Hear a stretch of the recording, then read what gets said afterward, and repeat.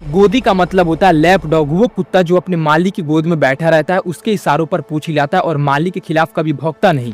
भारत के बड़े main stream news channel सरकार की आलोचना करने की बजाय उसकी तारीफ में लगे रहते हैं। कई बार जब कोई चैनल सिर्फ सरकार की किसी स्कीम की जानकारी दे रहा होता है तो कुछ लोग उसे भी तुरंत गोदी मीडिया कह देते हैं, भले ही वो रिपोर्टिंग बिल्कुल फैक्चुअल क्यों ना हो। अब सोचो, जिस चैनल की आमदनी का एक हिस्सा सरकार के एडवर्टाइजमेंट के पैसों पर टिका हो, क्या उस चैनल के लिए उसी सरकार की खुलकर आलोचना करना उतना ही आसान होगा? और जब एक चैनल का मालिक खुद एक बड़ा बिजनेस ग्रुप हो जिसका सरकार से रोज का काम काज हो, तो वहाँ एक बहुत बेसिक सवाल खड़ा होता है कि वो चैनल कभी उसी सरकार के खिलाफ खुलकर बिना डरे रिपोर्ट कर पाएगा? क्योंकि लोकतंत्र में सरकार से ज्यादा जरूरी है सरकार से सवाल पूछने वाला मीडिया।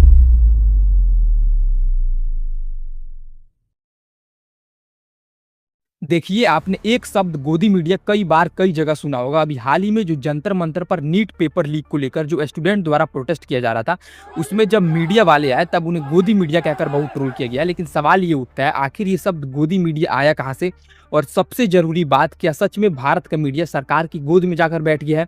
इस वीडियो में इसी चीज को हम डिटेल में समझेंगे कि ये शब्द गोदी मीडिया बना कैसे, इसका असली मतलब क्या है, कौन इसे इस्तेमाल करता है, और सबसे पहले भारत का न्यूज मीडिया था कैसे, उस दिन से जब टीवी पर सिर्फ एक ही चैनल हुआ करता था। तो देखिए, गोदी मीडिया ये सब सुनने में जितना कॉजुअल लगता है, इसके पीछे उतनी ही गहरी ये कहानी है। गोदी शब्द हिंदी के गोद से आया है, यानी किसी की लैप में किसी की छाती से लगकर बैठना। छोटे बच्चे को माँ अपनी गोद में उठाती है प्यार से, सुरक्षा के लिए। लेकिन जब यही शब्द मीडिया के लिए इस्तेमाल होता है तो इसका मतलब पूरी तरह बदल जाता है। यहाँ गोदी का मतलब है लैप डॉग, वो कुत्ता जो अपने मालिक की गोद में बैठा रहता है, उसके इशारों पर पूंछ हिलाता है और मालिक के खिलाफ कभी भौंकता नहीं। तो गोदी मीडिया का सीधा मतलब हुआ वो मीडिया जो सरकार की गोद में बैठकर उसकी तारीफ करता रहे और उससे कभी टफ क्वेश्चन ना पूछे। और यहाँ एक दिलचस्प बात है, ये सब सिर्फ इत्तेफाक से नहीं बना। गोदी शब्द सुनने में प्रधानमंत्री नरेंद्र मोदी के नाम मोदी से मिलता जुलता लगता है। तो ये टर्म असल में एक पूर्ण है, एक तरह का वर्ड प्ले जो जानबूझकर इस्तेमाल किया गया ताकि सुनने वाले को तुरंत समझ आ जाए कि बात किसकी हो रही है।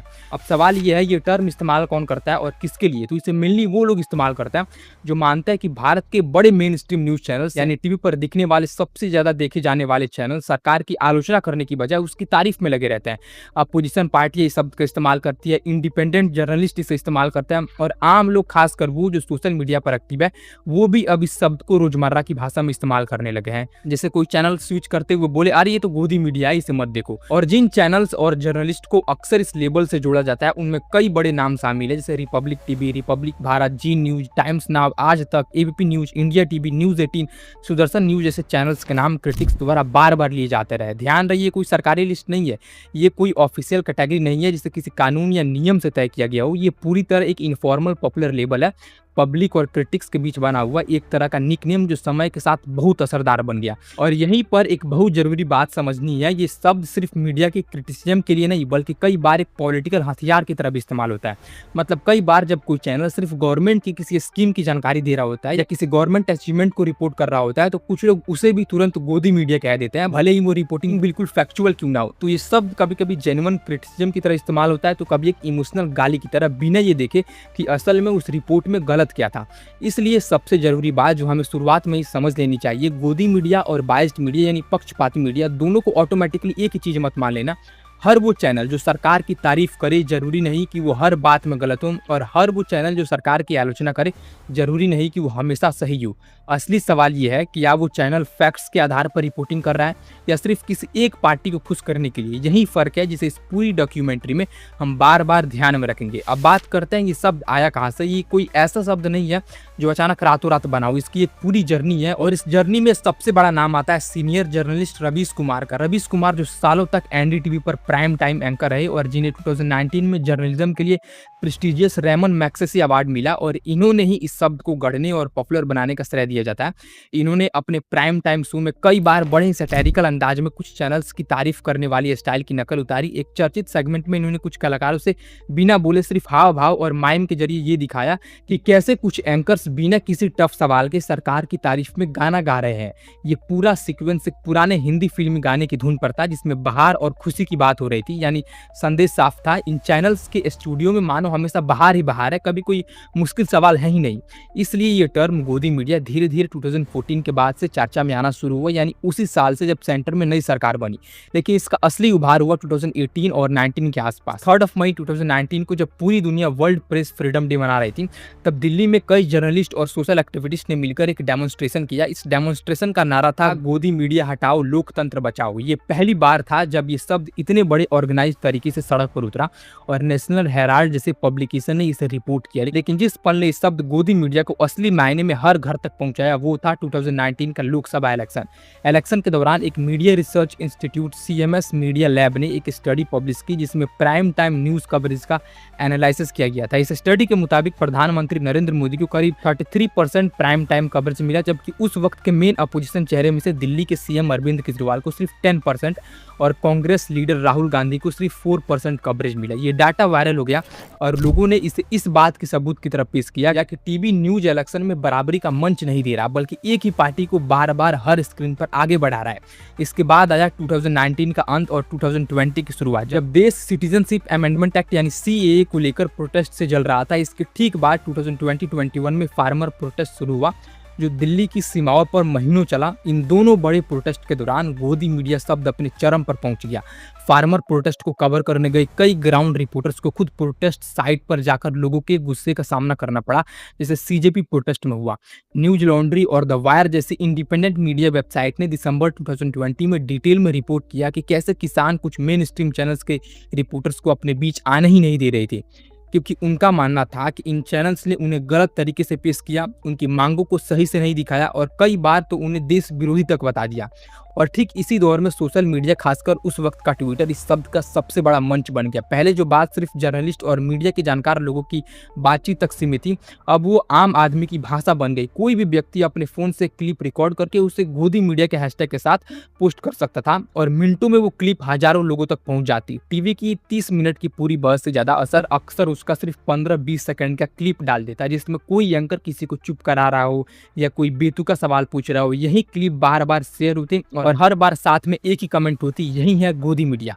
और आगे चलकर ये सब सिर्फ आम लोगों या जर्नलिस्ट तक सीमित नहीं रहा, समय के साथ ये मेन स्ट्रीम की पॉलिटिक्स में भी एंटर हो गया। अपोजिशन पार्टीज की बहसों में, पार्लियामेंट के भाषणों में, यहाँ तक कि चुनावी मैनिफेस्टो में भी इसका जिक्र होने लगा। अब यहाँ से हम थोड़ा पीछे चलते हैं, क्योंकि इस पूरी कहानी को सही से समझने के लिए ये जानना जरूरी है कि भारत का मीडिया हमेशा से ऐसा नहीं था। एक दौर था जब टीवी पर बहस, चीख पुकार और ब्रेकिंग न्यूज की पट्टियाँ थी ही नहीं, क्योंकि टीवी पर था सिर्फ एक चैनल। 15 सितंबर 1959 को दिल्ली के एक छोटे से स्टूडियो से एक एक्सपेरिमेंटल ब्रॉडकास्ट शुरू हुआ।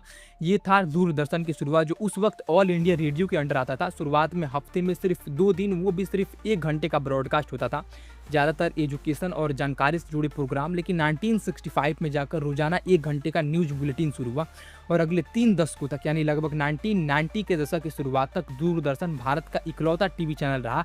पूरे देश में हर घर में बस एक ही स्क्रीन, एक ही आवाज़, और वो था दूरदर्शन। अब जरा सोचो उस दौर का माहौल कैसा रहा होगा, जिस दिन रामायण या महाभारत जैसे माइथोलॉजिकल सीरियल्स 1980 के दशक के आखिर में ब्रॉडकास्ट होते थे तो सड़कें सुनसान हो जाती थी, दुकानें बंद हो जाती थी, पूरा मोहल्ला एक साथ एक ही टीवी के आगे बैठा होता था। लेकिन जब बात न्यूज़ की आती थी तो वो पूरी तरह अलग होती थी। शांत, सजी हुई, बिना किसी शोर शराबे के एक न्यूज़ रीडर सीधे कैमरे में देखते हुए सरकारी भाषा में खबरें पढ़ता था। कोई डिबेट नहीं, कोई चीखता हुआ एंकर नहीं, कोई ब्रेकिंग न्यूज की पट्टी नहीं, क्योंकि दूरदर्शन सरकार के अंडर था। तो उस दौर में, खासकर जब कांग्रेस पार्टी सत्ता में थी, सरकार का इस पर सीधा कंट्रोल रहता था। कोई भी कंट्रोवर्शियल मुद्दा आमतौर पर बहुत सावधानी से या बिल्कुल भी नहीं दिखाया जाता था। तो ये इकलौता चैनल वाला दौर अचानक टूटा 1990 के दशक की शुरुआत में, और इसकी वजह सिर्फ एक फैसला नहीं बल्कि 2 बड़ी घटनाओं का साथ साथ होना था। पहली घटना थी 1991 का गल्फ वॉर, जब अमेरिका और इसके पार्टनर कंट्रीज ने इराक पर हमला किया तो दुनिया भर के घरों में सैटेलाइट के जरिए CNN के लाइव विजुअल्स पहुंचने लगे। भारत के कुछ घरों में भी पहली बार लोगों ने देखा कि जंग की खबरें कैसे बिल्कुल रियल टाइम में बिना किसी देरी के दिखाई जा सकती है। ये अनुभव इंडियन ऑडियंस के लिए बिल्कुल नया था और इसने एक भूख पैदा कर दी कुछ अलग देखने की, कुछ ज़्यादा तेज, ज़्यादा लाइव देखने की। और ठीक उसी दौर में हुई दूसरी बड़ी घटना, भारत का 1991 का इकोनॉमिक लिबरलाइजेशन। जब सरकार ने इकोनॉमी के दरवाजे खोले, फॉरेन इन्वेस्टमेंट आया और प्राइवेट कंपनियों के लिए रास्ता बना, तो इसका असर सिर्फ इंडस्ट्रीज और बाजारों पर नहीं बल्कि मीडिया पर भी पड़ा। धीरे धीरे केबल और सैटेलाइट टीवी नेटवर्क का विस्तार होने लगा।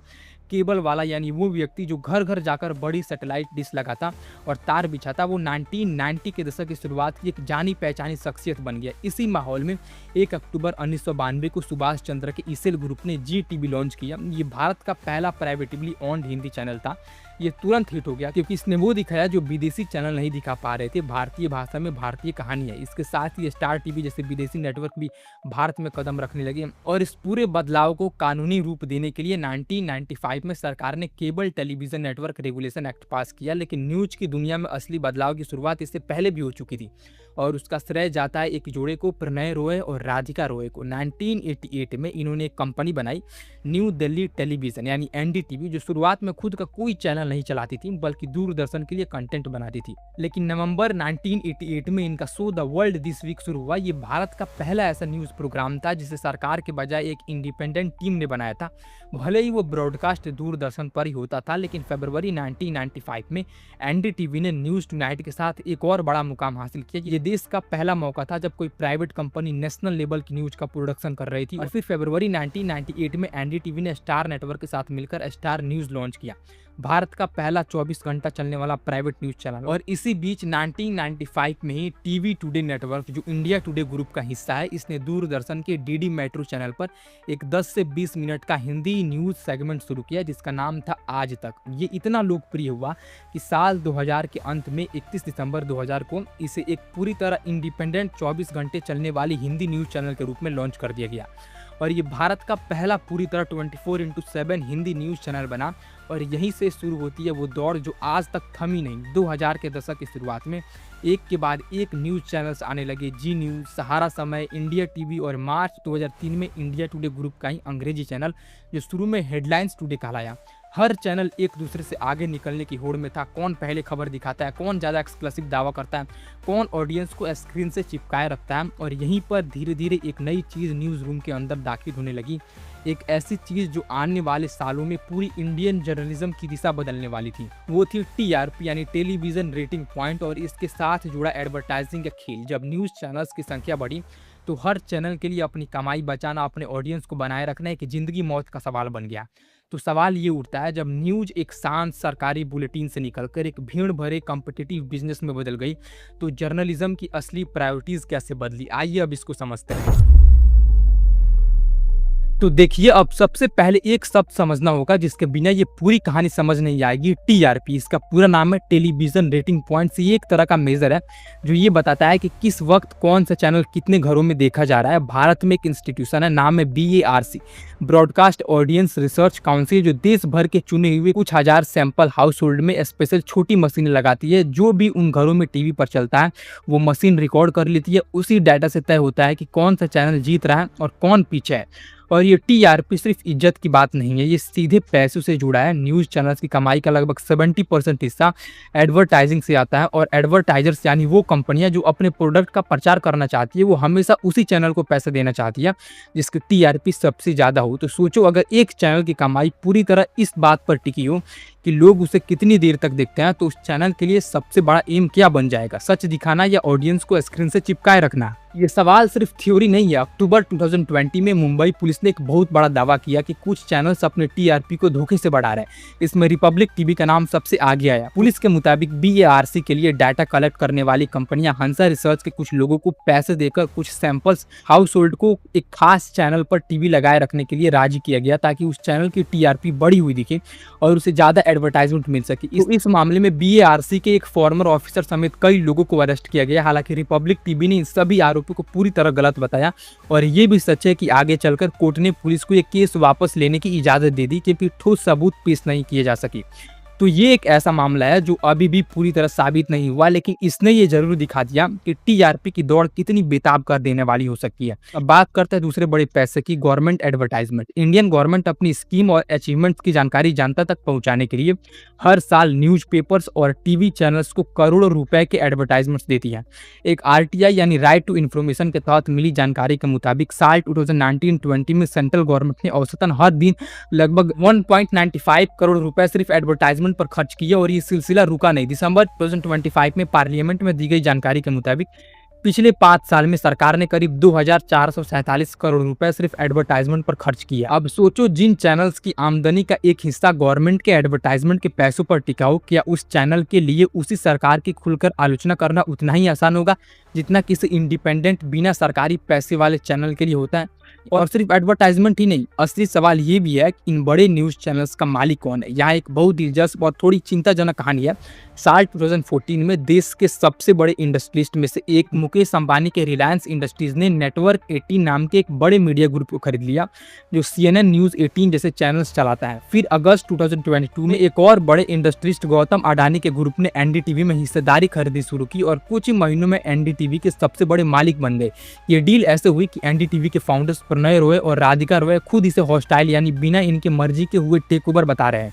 और सबसे बड़ी बात, इस टेक ओवर के फौरन बाद रवीश कुमार, जो सालों से NDTV के सबसे जाने माने चेहरे थे, इन्होंने चैनल छोड़ दिया। इन्होंने बाद में एक इंटरव्यू में ये बात खुलकर कही कि 2014 के बाद से इंडियन जर्नलिज्म का पूरा नेचर बदल गया और ये पैटर्न सिर्फ NDTV तक सीमित नहीं है। आज भारत के सबसे बड़े न्यूज़ नेटवर्क में से ज़्यादातर या तो बड़े कॉर्पोरेट घरानों के हाथ में है या तो ऐसे बिजनेस फैमिलीज के हाथ में जिनके सरकार से करीबी रिश्ते माने जाते हैं। और जब एक चैनल का मालिक खुद एक बड़ा बिजनेस ग्रुप हो जिसका सरकार से रोज के काम का जो ठेके, लाइसेंस, पॉलिसीज, तो वहाँ एक बहुत बेसिक सवाल खड़ा होता है, क्या वो चैनल कभी उसी सरकार के खिलाफ खुलकर बिना डरे रिपोर्ट कर पाएगा? तो जवाब है बिल्कुल नहीं। इसके अलावा सवाल सिर्फ ये नहीं कि मीडिया किसकी गोद में बैठा है, सवाल ये है कि मीडिया जनता के सवाल पूछ रहा है या नहीं, क्योंकि लोकतंत्र में सरकार से ज़्यादा जरूरी है सरकार से सवाल पूछने वाला मीडिया।